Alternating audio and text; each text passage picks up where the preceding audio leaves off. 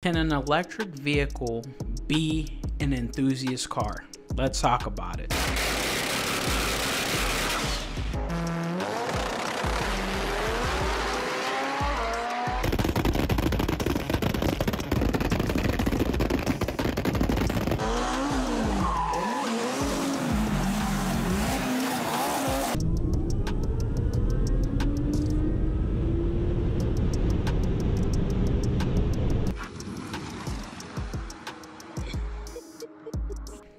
My opinion is electric vehicles are not a end-all be-all solution. I'll talk about that in a different video, but I don't think EVs are the answer. But from a car enthusiast standpoint, I don't believe EVs can be a car enthusiast car, and here's why.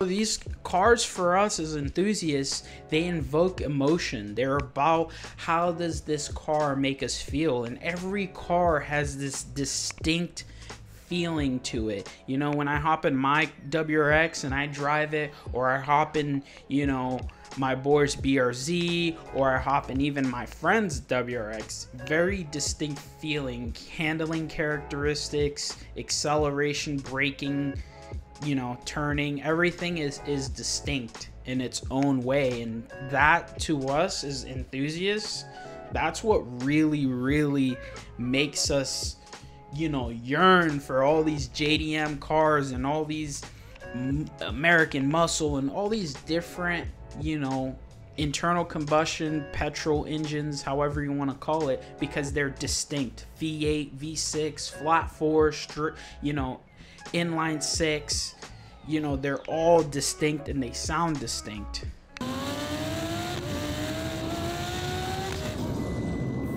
Let's take Tesla as a case study. I've been in a Tesla and it has not wowed me.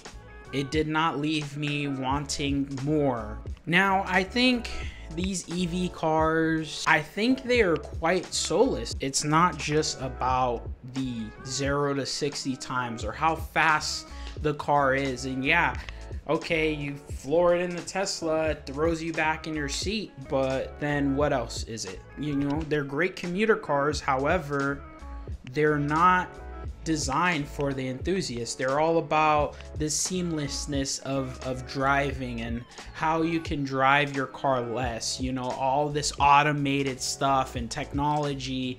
And honestly, car enthusiasts, we want the analog. We want looking at a dial, seeing the needle go this way, barely coming back, you know, because it's half broken. We want the shifter going in and out of gear, sometimes grinding through the gears or banging gears left and right. Like, that's what we want as enthusiasts. We like the analog because it makes us feel connected to the car. When we don't feel connected to the car, it feels soulless. It feels like we're driving this shell of a machine. When you talk about everyday use, if you need to adjust your mirrors, you got to go to the infotainment system. You want your seats heated, you got to go to the infotainment system. You want to do anything pertaining to the car, you got to go to the infotainment system. When you decide to place every single component that comes to driver feature, car, anything that is tied to something electronic, you know at some point it is going to fail. It's just how things are designed. It's how circuitry is designed.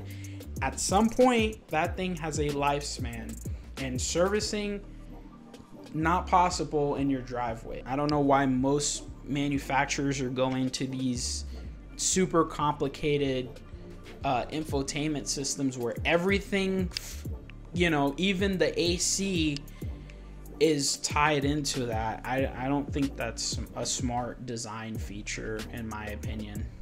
So with that being said, I hope that you guys enjoyed this video. If you made it this far, you're a superstar, and thank you for watching.